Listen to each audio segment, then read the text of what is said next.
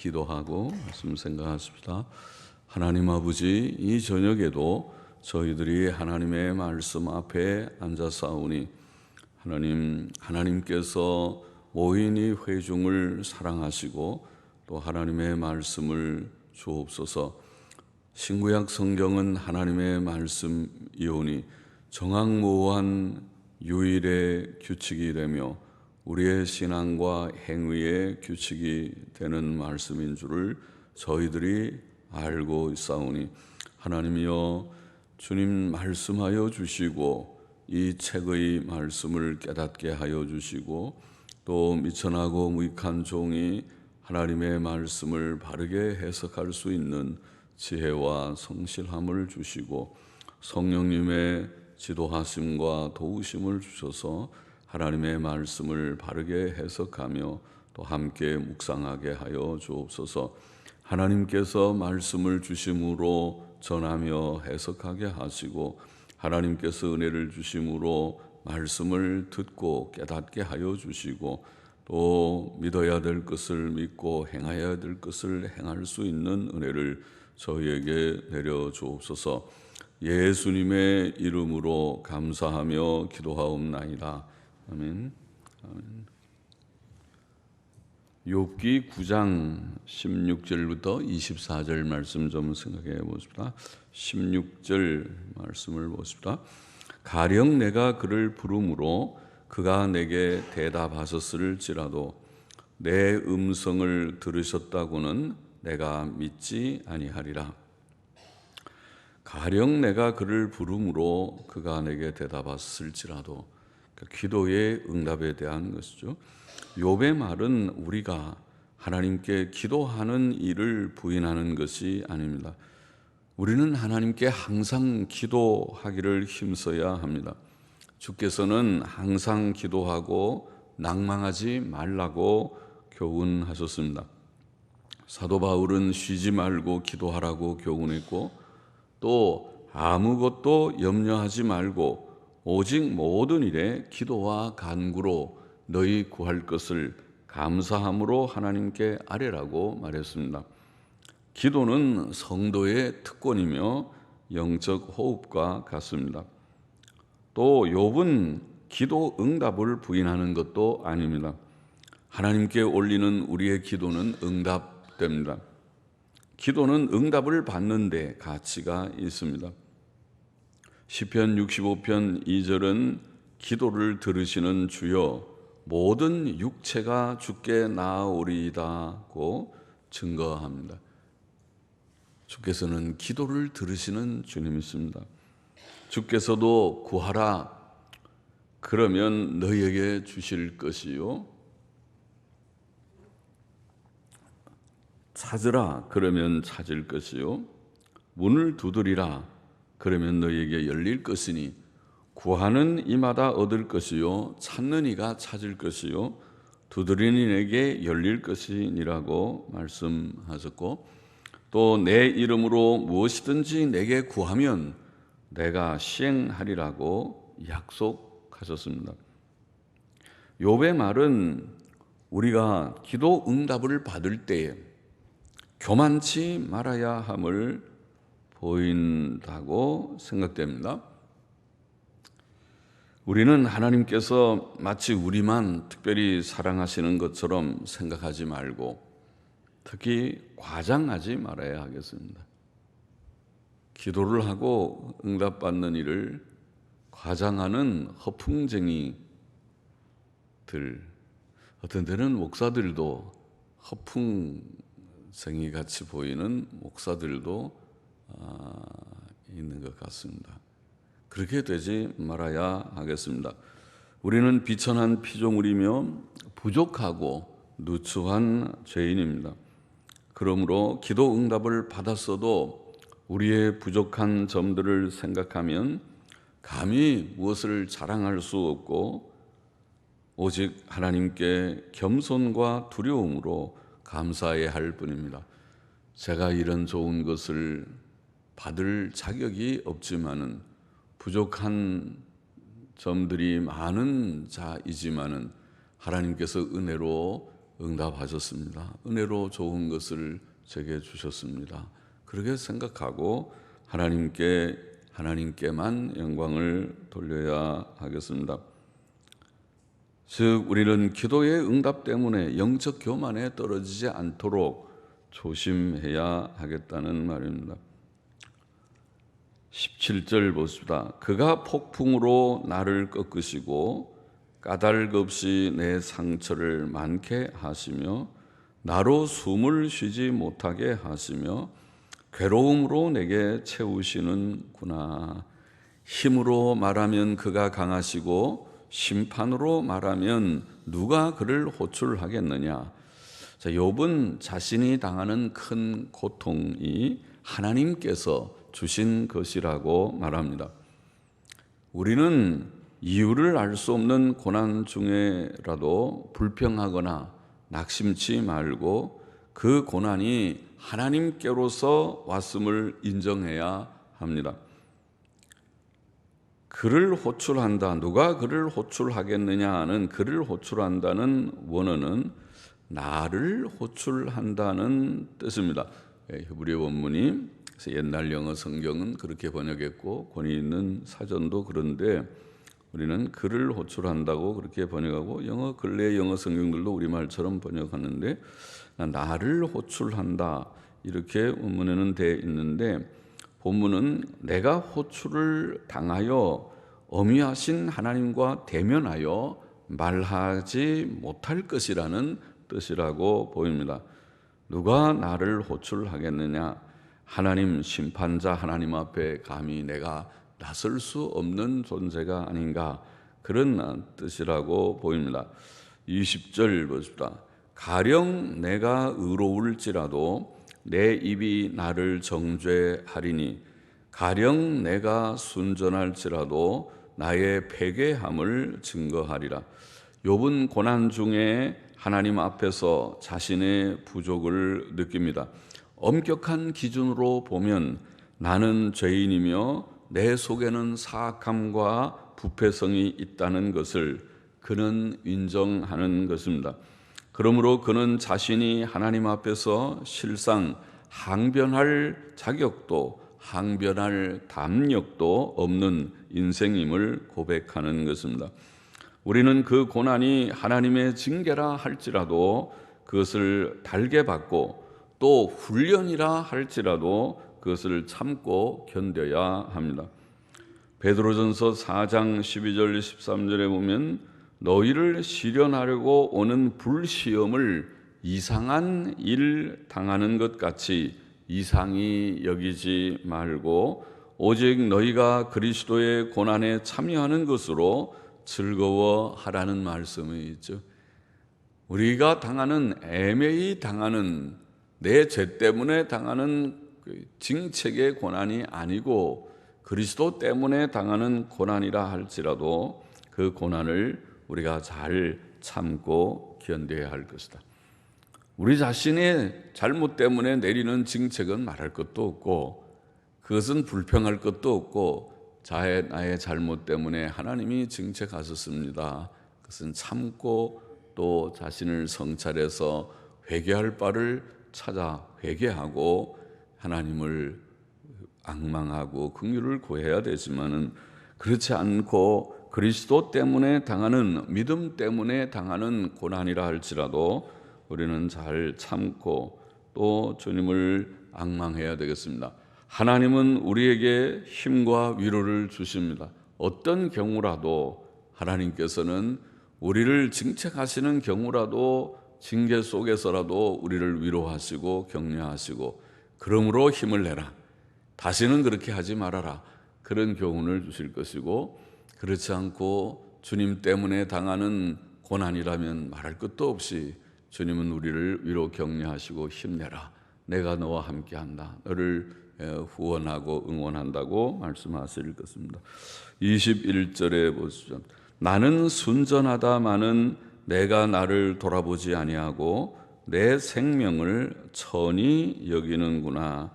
나는 순전하다마는 이라는 말은 문맥상 나는 순전할지라도 라는 뜻 같습니다. 옛날 영어 성경이나 근래 NIV 성경은 그렇게 번역하고 있습니다.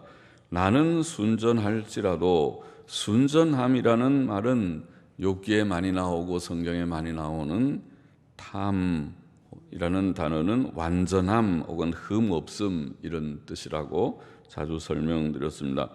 욥은 양심에 가책되는 것이 없는 순전한 삶을 살았습니다. 욥기 6장 10절에서도 그는 말하기를 내가 거룩하신 이의 말씀을 거역지 아니하였음이니라. 참 대단하죠. 하나님의 계명대로 살려고 마음의 규칙을 정한 대로 열심히 살았다는 것입니다. 그래도 물론 행위로 하나님 앞에 설 자가 없는 것은 사실이지만은, 그러나 자기가 마음에 거리끼는 것이 많은 사람이라면은 그런 말을 못하죠. 내가 규칙을 정하고 하나님의 계명대로 살아보리라. 좋지 않은 일은 내가 멀리하리라, 하지 아니하리라. 그렇게 결심하고 어느 정도 행하는 그것이 훌륭한 것이죠. 그렇게 우리가 살아야 되죠. 자기의 결심도 없고 결심한 대로 살지도 못하는 그런 사람이 되어서는 안 되겠죠. 내가 거룩하신 이의 말씀을 거역지 않았다. 욥기 6장 29절에는 너희는 돌이키라, 내 일이 의로우니라. 자신의 삶이, 자신의 모든 행실이 의롭다고 그가 고백을 했고, 욥기 9장 20절에서는 가령 내가 의로울지라도 내 입이 나를 정죄하리니 가령 내가 순전할지라도 나의 패괴함을 증거하리라. 의로울지라도 순전할지라도 하는 말은 자신이 상당히 의로운 삶을 산다는 것을 전제하는 그런 표현이라고 보입니다. 내가 나를 돌아보지 않는다. 이게 나는 순전하다마는 순전할지라도 내가 나를 돌아보지 않는다라는 원문은 나는 나의 영혼을 알지 못한다. 나는 나의 영혼을 알지 못한다. 그런 말입니다. 그것은 그가 지금 왜 이런 처지에 있는지, 그 이유가 무엇인지, 또 그 결말이 어떨지 알지 못한다는 뜻 같아 보입니다. 혹은 앞절과 더불어 그가 자신의 온전함과 의를 하나님 앞에서 주장할 수 없다는 뜻이든지, 혹은 뒤따르는 구절과 함께 고난 중에 심히 피곤해서 자신의 생명을 돌아보며 존중할 힘이 없다는 뜻일지도 모르겠습니다. 그래서 내가 나를 돌아보지 않는다, 그렇게 우리말에는 번역을 했는데 원문의 뜻은 여하튼 나는 나의 영혼을 알지 못한다, 그렇게 되어 있습니다. 욥은 자신의 건강이 회복될 가망성이 없고 너무 고통스럽기 때문에 살고 싶은 의욕도 버리고 있었습니다. 욥은 욥기 6장 8절 9절에서 하나님이 나의 구하는 것을 얻게 하시며 나의 사모하는 것 주시기를 내가 원하나니 이는 곧 나를 멸하기를 기뻐하사 그 손을 들어 나를 끊으실 것이라. 죽기를 원한다는 거죠. 나를 멸하시기를 원한다. 나의 그 손을 들어 나를 끊으시기를 원한다. 내가 나를 죽여주시면 좋겠다. 그런 소원이죠. 7장 15절 16절에서도 비슷하게 이러므로 내 마음에 숨이 막히기를 원하오니, 숨 막히면 죽는 거잖아요. 또 뼈보다도 죽는 것이 나으니다. 뼈보다도 하는 말 우리가 뼈의 수심보다도 그렇게 해석했죠. 뼈보다도, 뼈의 수심보다도 죽는 것이 나으니이다. 내가 생명을 싫어하고 항상 살기를 원치 아니하오니 나를 놓으소서. 내 날은 헛것이니이다. 이제 제가 더 살고 싶지 않으니까 나를 붙들고 있지 마시고 빨리 놓아주십시오. 생명이 끝나게 해주십시오. 그렇게 기도를 했어요. 고난이 너무 심하니까. 우리가 괴로움이 극심하면은 그런 기도도 할 수 있겠죠. 그렇게 내가 고통이 심하다고 자살은 못하지만은 자살은 죄니까, 죄 지으면은 천국 가기 어려운 것이 원리니까, 자살은 해서는 안 되고 할 수 없지만은 그러나 하나님 앞에 기도는 할 수 있죠. 하나님, 이제 내가 할 것 좀 다 한 것 같고 너무 이렇게 고통 가운데 두지 마시고 내 목숨을 이제는 데려갔으면 좋겠습니다. 그런 기도는 할 수 있겠죠. 그런 잘못이 아니니까. 그래서 그런 기도를 욥은 하였던 것입니다. 22절 보십시다. 일이 다 일반이라 그러므로 나는 말하기를 하나님이 순전한 자나 악한 자나 멸망시킨다 하나니 호련히 재앙이 내려 도륙될 때에 호련히 재앙, 보통은 재앙이라는 여기 단어 쓰는 일반 단어가 아니라 여기에는 매 혹은 채찍 이런 단어를 썼습니다. 호련히 매가 하나님이 매를 때리신다 혹은 채찍을 때리신다 그런 표현입니다. 내려 도륙될 때, 도륙은 사람이 죽는 거죠. 죽임을 당하는 것이 도륙되는 거죠. 그러니까 사람들을 죽일 때에 무죄한 자의 고난을 그가 비웃으시리라. 고난이라는 단어도 일반적인 고난의 단어보다는 절망이라는 단어를 여기에 썼습니다. 그래서 근래의 영어 성경들은 그렇게 썼고 번역했고, 옛날 영어 성경은 우리랑 비슷하게 시련이라는 뜻의 단어를 사용했습니다. 무죄한 자의 고난, 죄가 없지만은 이런 절망적인 상황에 떨어지거나 또 시련을 당한다, 그런 뜻이겠습니다. 무죄한 자의 고난을 그가 비웃으시리라. 세상이 악인의 손에 붙이웠고 재판관의 얼굴도 가리워졌나니 그렇게 되게 하니가. 자, 세상이 악인의 손에 붙이웠고 악한 사람들이 세상에서 활개치고 또 재판관의 얼굴도 그렇게 가리워졌다는 말은 공의로 재판하지 않고 모든 불법한 재판들이 들어있고 하는 그런 뜻이겠죠. 재판관의 얼굴도 가리워졌다는 말은 원문의 뜻은 그가 그 재판관들의 얼굴을 가리우셨으니, 사실은 그런 뜻입니다. 그가 그 재판관들의 얼굴을 가리우셨으니 그렇게 되게 하니가 그가 아니시면 누구이뇨. 즉 하나님께서 이런 모든 현실을 다 주셨다는 말씀이죠. 하나님께서 악인들과 의인들을 다 다스리고 계십니다. 하나님께서는 때때로 의인에게도 고난과 재앙을 내리십니다. 그는 악인에게 주시는 것과 비슷하게 의인에게도 고난을 주십니다. 의인도 자연적 재해나 교통사고 등을 당합니다. 악한 사람들만 교통사고 나서 죽지 않고 어떤 데는 성도도 죽을 때가 있고, 또 홍수가 나거나 자연재해가 나면 악한 사람들만 다 죽는 것이 아니고 거기에는 의인들도 성도들도 죽을 수 있고 죽는 경우가 있을 것입니다. 또 악한 세상에서 의인이 불의한 재판을 받고 고통을 받기도 합니다. 또 보통은 그 재난이 욥의 경우처럼 일시적이지만 어떤 경우는 순교의 죽음으로 끝나기도 합니다. 그렇죠? 그것이 우리가 악한 정권들, 옛날의 로마 제국이나 또 중세시대의 모든 천주교 정권들이나 얼마나 많은, 천주교는 종교와 정치가 결탁되어 있어서 한번 종교가 무엇을 시사하면 저 어느 지역은 이단자들의 속을 것 같으니 그 지역을 다 멸하라 그렇게 하면은 그 다음에 정치가들이 그 뜻을 받들어서 나가서 종교 전쟁을 했습니다. 가서 거기를 가서 다 죽이고 그것을 의로운 일이라고 생각했어요. 그것이 유명한 십자군 전쟁까지 된 것입니다.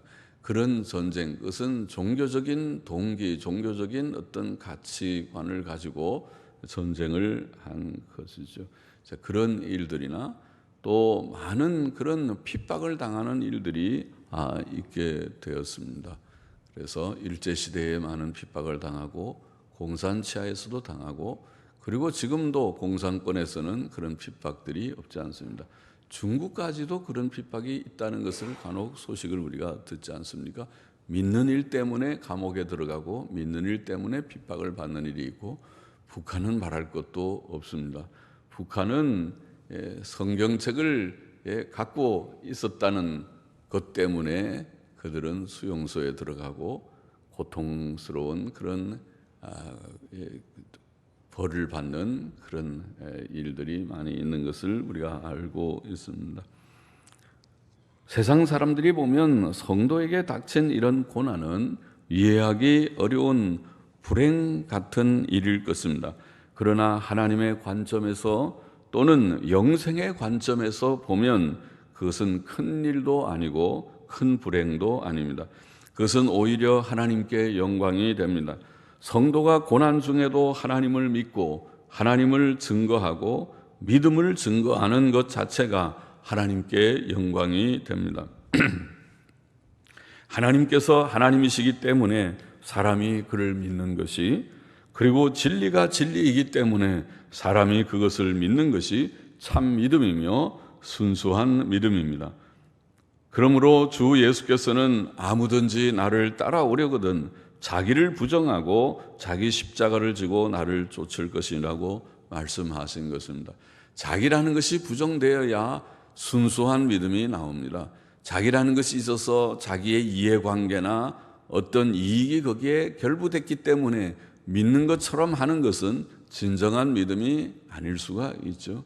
그런 것이 없는, 자기가 완전히 부정되고 자기의 이해관계가 완전히 초월된 그런 상태에서 순수한 믿음이죠. 그것이, 그 대표적인 것이 바로 고난 가운데 믿는 믿음입니다. 그래서 한 번씩 하나님께서는 세계적인 고난을 믿는 세계에 주셔서 다시 채로 걸러내듯이, 곡식과 가라지를 걸러내듯이 참된 것과 위선적인 것을 가려내듯이 하시는 것인지도 모르겠습니다. 그래서 성도들이 당하는 고난은 오히려 하나님께 큰 영광이 된다고 말할 수 있는 것입니다. 물론 많은 경우에 하나님께서는 이 세상에서 악인들을 공의로 심판하십니다. 그는 의와 선을 행하는 자들에게 평안과 복을 주시고 일반적으로는 또 불의와 악을 행하는 자들에게는 재앙과 화를 주십니다. 그러므로 그는 사람들로 하여금 공의로 세상을 다스리시고 선악을 심판하시고 보응하시는 하나님께서 계심을 깨닫게 하십니다. 시편 58편 11절은 때에 사람의 말이 진실로 의인에게 갚음이 있고 진실로 땅에서 판단하시는 하나님이 계시다 하리로다, 그렇게 말씀을 했습니다. 그것이 일반적이지만은 때로는 하나님께서 변칙적으로 의인에게도 고난을 주고 핍박을 주고 심지어 순교의 잔을 마시게 하는 경우도 있다는 말씀입니다. 욥기는 고난의 이유를 설명하면서 고난은 자신의 죄 때문에 오는 것은 말할 것도 없고 그것은 당연히 율법이 말하고 있는 원리고 그런 고난이 있고 그것이 대다수의 고난의 경우일 것이고, 그러나 그렇지 않은 고난이 있다. 성도들이 당하는 고난, 의인의 고난, 그것의 절정이 메시아의 고난이죠.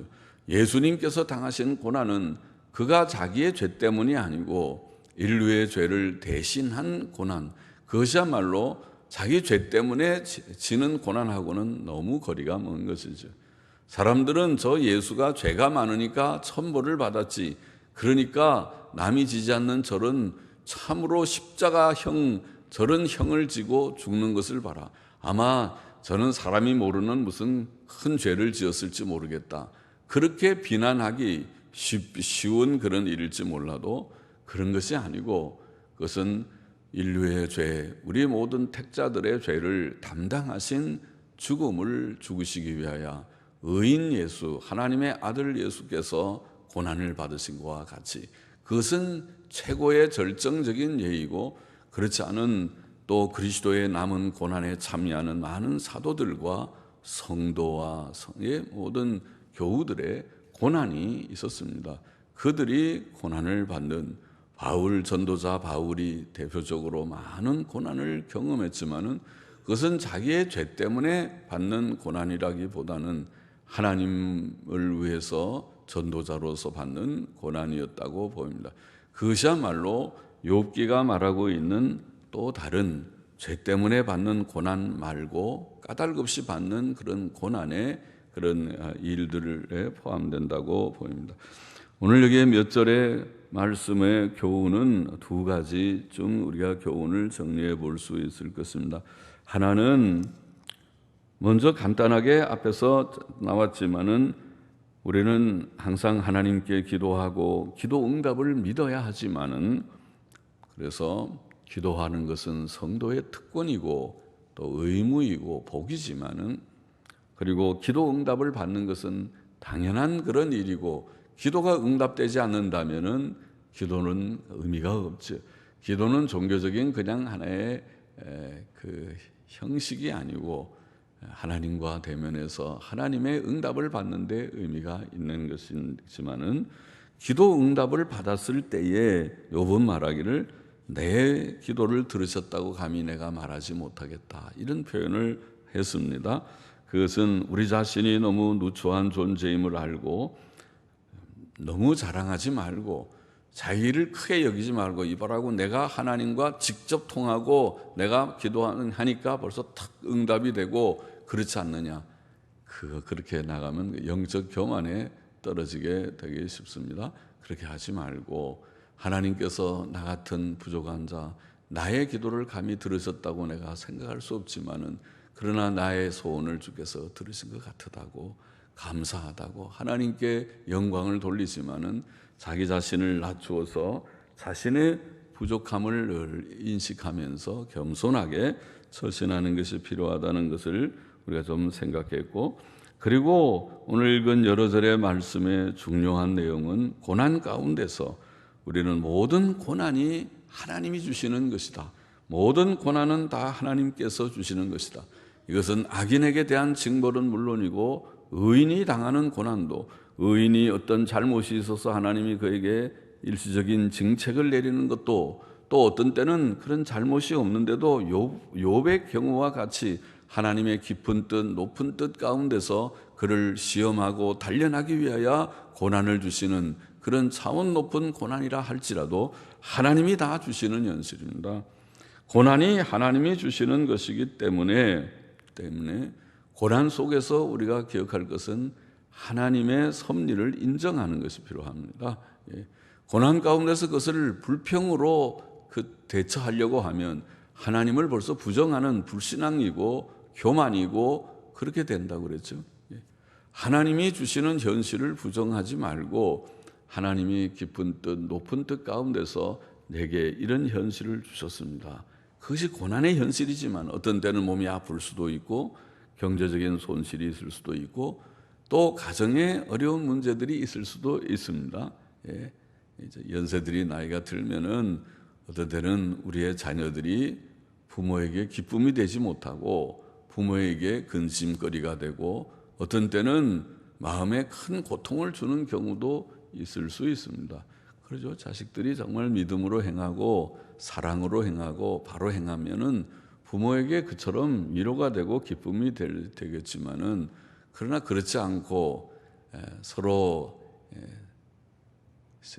돈 있는 집에서는 재산 다툼도 하고 또 좀 나이가 들었다고 부모에게 잘 순종하지 않고 자기 뜻대로 하고 잘못된 그런 방향으로 행할 때에 부모에게는 고통이 많이 되고, 아유 저런 것 때문에 내가 10달 동안 배 아프고 저를 위해서 내가 젊을 때에 축자 사자 돈을 벌고 저거 먹이고 키우고 하느라고 했는가, 이런 이제 생각을 하게 되면은 굉장히 후회스럽고 눈물도 나고 슬프고, 나는 뭔가 내 인생은 자식을 위해서 다 내가 이렇게 허비를 했지만은 돌아오는 것이 바로 이것인가, 이런 이제 그런 느낌들이 들 수 있겠죠.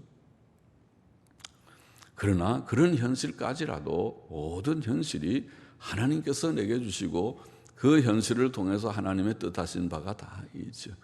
그래서 그 뜻하신 바는 바로 하나님을 바라보는 것입니다. 세상의 것들을 좀 실망을 해야 하나님을 더 많이 바라보게 돼 있어요. 이치가 그런 것이에요. 세상의 것들이 너무 좋고 행복하면 하나님 바라보겠습니까?